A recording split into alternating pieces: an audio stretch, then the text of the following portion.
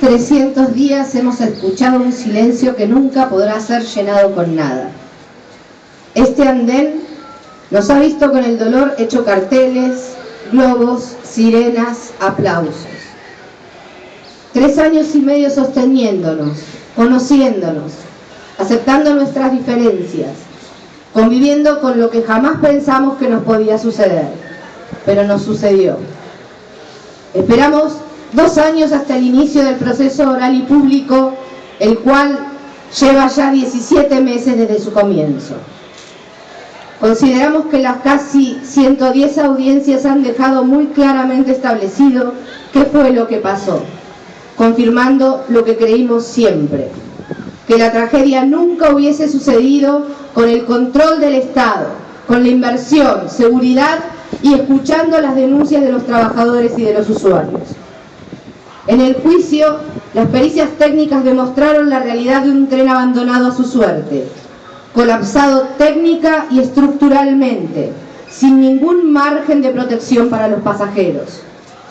Las audiencias han dejado también 5 procesados por falso testimonio, varios de ellos presentados por las defensas de los procesados.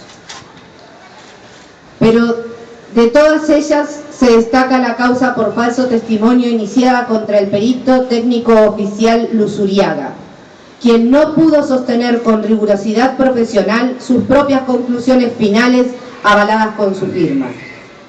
Subrayemos esto: un perito oficial procesado por no poder sostener cabalmente sus propias afirmaciones y conclusiones. Para nosotros, esto es un claro indicio de pericias orquestadas y direccionadas en un solo sentido, el de responsabilizar de lo sucedido únicamente al motorman Marcos Córdoba, para que los empresarios y funcionarios quedasen escondidos a la sombra de la impunidad. Durante las audiencias relativas al área contable, los testimonios van dejando probado, y ya sin duda alguna, el incesante desvío de fondos y los reiterados incumplimientos de TVA y Cometrans. Han intentado sin suerte poner la responsabilidad del desastre administrativo en el Estado Nacional, hablando solo de los incumplimientos estatales tras la emergencia ferroviaria dictada en 2003. Y queda claro que la responsabilidad es de ambas partes. Evitan decir que bajo ninguna circunstancia lo no invertido realizado por el Poder Ejecutivo los relevaba de cumplir con sus obligaciones como concesionarios del servicio. Es más, si querían, podían finalizar el vínculo unilateralmente basándose en el cambio de reglas en el contrato. Pero se quedaron porque los negocios del grupo empresario dependían de los subsidios y sus socios funcionarios los avalaban, simulando un inexistente control. El desvío de fondos hacia empresas fantasmas o de su propio grupo, como Cometrans, era cosa corriente. Muchas de esas firmas, además, estaban a nombres de personas vinculadas laboralmente al grupo concesionario. Empresas sin personal o con un número absurdo por el supuesto servicio que brindaban, con direcciones fiscales que llegaron al extremo del ridículo al concordar con la de un restaurante.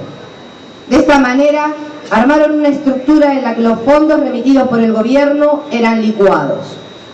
Con eso, pagaban a empresas vinculadas directamente a ellos.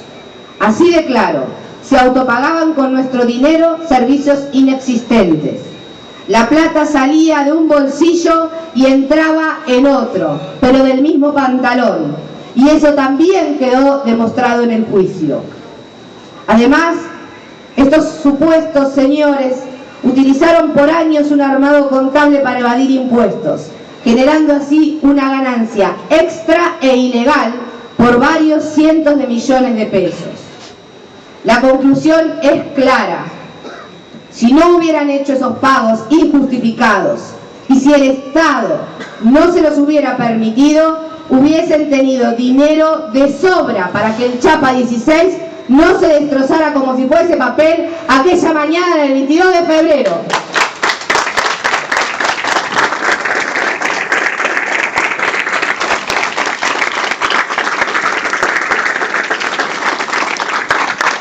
También todos ya sabemos que varios de los personajes más perversos de esta triste historia acumulan causas en su contra. En la próxima semana comenzará otro juicio penal contra Ricardo Jaime, Sergio Cirigliano y demás presuntos partícipes del delito de admisión de dádivas.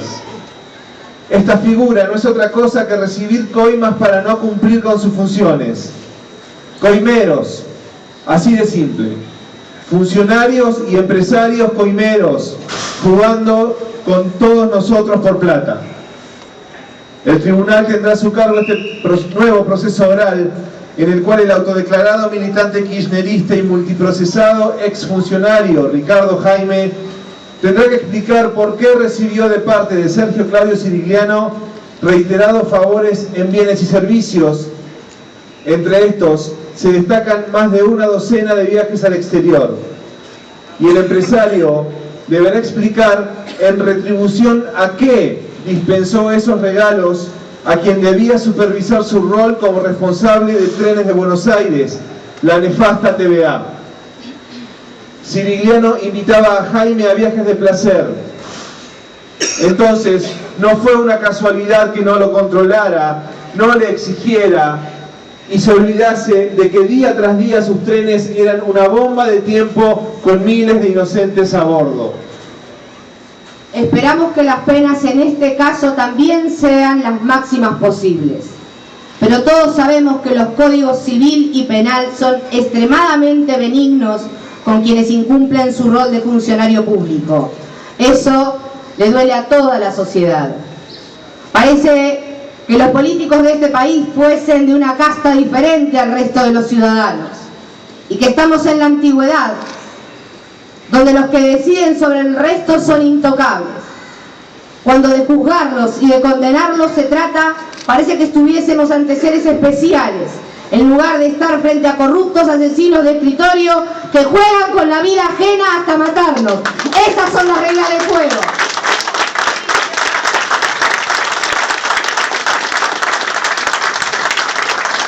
Pero aún así es importante que se llegue al final de ese proceso con una sentencia condenatoria, porque esos viajes de Jaime son una manifestación clara de la corrupción que unió a los funcionarios K con los ciriglianos. De llegar las condenas que esperamos, serán una prueba más de la corrupción que generó la masacre del 22 de febrero. Es una causa paralela, es verdad, pero la observamos con atención porque echa luz sobre uno de los motivos centrales de lo ocurrido a metros de aquí en el 2012. Jaime ya fue condenado por obstrucción a la justicia y tiene la pena de prisión en suspenso. Por ende, cualquier fallo en su contra puede llevarlo tras las rejas, y Cirigliano debería correr la misma suerte. Paralelo a ello, las instancias del juicio oral por la tragedia de Once van dando sus pasos hacia la finalización. En días más y con las últimas declaraciones de testigos llegarán los alegatos. Ya sabemos qué se puede esperar de los acusados. También de algunas querellas que han tenido un comportamiento errático y que no han estado a la altura del proceso. Pero los abogados que representan a este grupo que ustedes ven con estas caras en sus remeras y en los carteles, han dejado claro con su trabajo quiénes quieren el desastre y qué rol tuvo cada uno. Han desenmascarado en este año y medio la estructura de complicidades y creemos que con todo fundamento se debería avanzar hacia la condena a los procesados. Insistiremos en una sentencia por estrago doloso y malversación de fondos públicos. La figura del estrago culposo, propuesta desde un principio y con la cual estamos en desacuerdo, es poco para quienes sabían que con su inacción podían generar muertes y sin embargo actuaron con desprecio por la vida de los pasajeros. Tanto los empresarios como los funcionarios cómplices eran conscientes de lo que podían producir y no hicieron nada por evitarlo. A esto se llama dolo y aspiramos a que esa sea la figura que defina penalmente lo que hicieron. esperamos que la Fiscalía de Estado, a cargo del doctor Arrigo, nos acompañe en el momento de exponer frente a los jueces su pedido de condenas. Del Tribunal Oral Federal número 2, esperamos un fallo ejemplificador. La sociedad, que ha observado con absoluto interés el desarrollo del proceso, en consonancia con nosotros, así lo espera. Hace unos días, el jefe de gabinete Aníbal Fernández se refirió a los trenes de la tragedia y en el marco de una legítima medida gremial que llevaban adelante los trabajadores, habló de los trenes que tenían 50 siglos. En el uso de la ironía, tan característico como impropio de un jefe de gabinete de la nación, se olvida de que esos trenes fueron abandonados durante años por la gestión que lo tiene como uno de sus principales voceros, y caprichosamente decidió omitir que los trabajadores señalaron durante años que la masacre solo necesitaba ponerle fecha. Todos sabemos qué fue lo que pasó. Fue el Poder Ejecutivo el que se quedó esperando sin hacer nada por evitarla. Esa fecha llegó. Un miércoles. Hoy hace 3 años y medio, 52 inocentes morían a metros de aquí, víctimas de la corrupción generada, sostenida y amparada por este gobierno.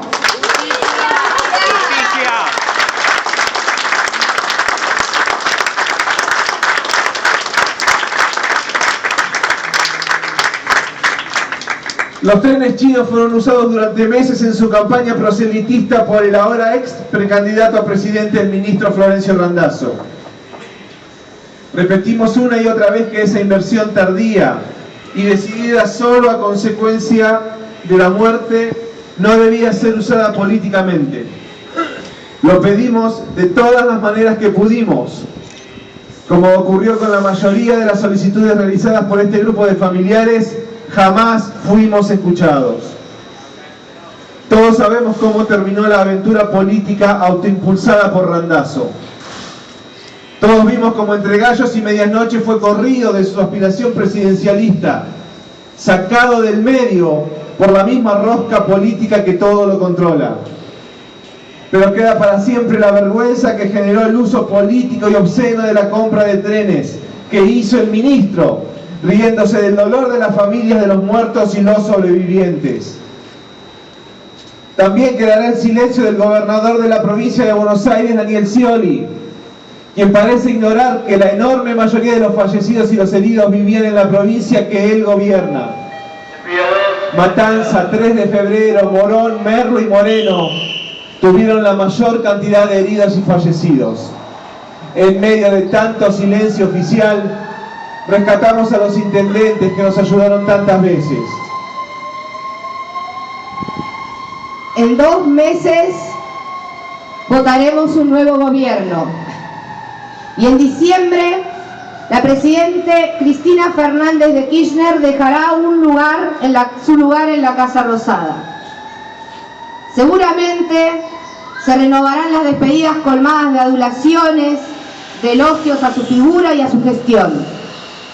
Para eso sobran los que han hecho del culto a la personalidad una manera de hacer política. Nosotros, y también miles de argentinos, la despediremos de otra manera, muy diferente a esa. Veremos irse a la presidenta que lleva sobre su espalda a los 52 muertos de 11, a aquella que se tomó varios días antes de hablar públicamente de la masacre. Despediremos a la mandataria que nunca se arrepintió de haber tenido cerca a Jaime, a Schiavi, a Zícaro. Despediremos a quien intentó explicarnos a nosotros lo que es el sufrimiento. Despediremos a aquella que jamás asumió ni una mínima cuota de lo ocurrido en febrero del 2012.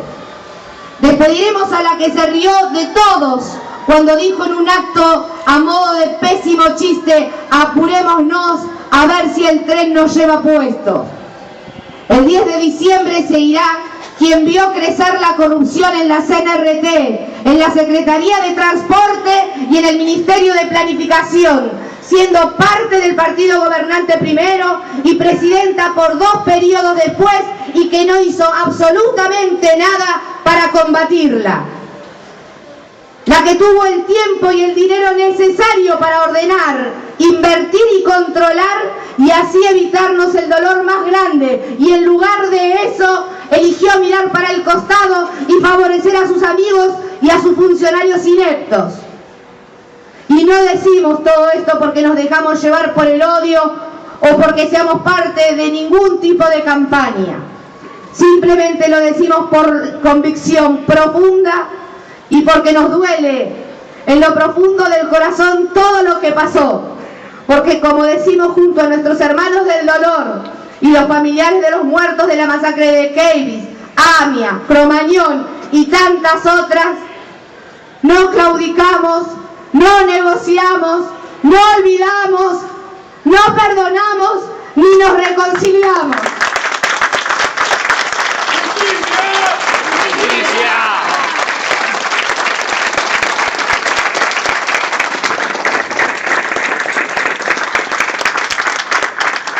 En uno de los varios mensajes que el Papa Francisco nos envió, nos dijo: no hay que tenerle miedo a la verdad, ella nos hace libres. La verdad que nos ha tocado es muy cruel, pero es con la que tenemos que vivir. Una verdad que tiene por un lado el dolor y por otro a los causantes de ese dolor. Con una convivimos, es la dolorosa verdad de la muerte. Otra, la de las responsabilidades políticas y empresariales, la sostenemos desde el primer día. Es la verdad del olvido y el abandono con nombres y apellidos. A las dos le hemos perdido el miedo y las enfrentamos mirándolas de frente. Y es cierto, como dijo Francisco, nos libera. Nos libera del miedo a quedarse callado, del miedo al compromiso, del miedo a la lucha. Nos desata del miedo a estar o no acompañados. Nos suelta para seguir exigiendo ver a los responsables presos. Con la angustia pisándonos el pecho, pero nunca paralizándonos, nos hemos levantado todo este tiempo transcurrido. Por eso estamos hoy al final de este proceso que hemos sostenido y que a la vez ha sido por lo que luchamos. Hasta hoy la justicia nos ha dado respuestas. Falta la última. Esperamos confiados y con la seguridad de poder venir un día hasta este lugar y gritar de frente a estos 52 corazones mudos, pero que a la vez siguen latiendo en nosotros, que se hizo justicia. ¡Justicia por los muertos y heridos de Once! ¡Justicia! ¡Justicia por los muertos y heridos de Once! ¡Justicia! ¡Justicia por los muertos y heridos de Once! ¡Justicia! Muchas gracias por acompañarnos. Fuerza. Vamos a ganar. Vamos a ganar.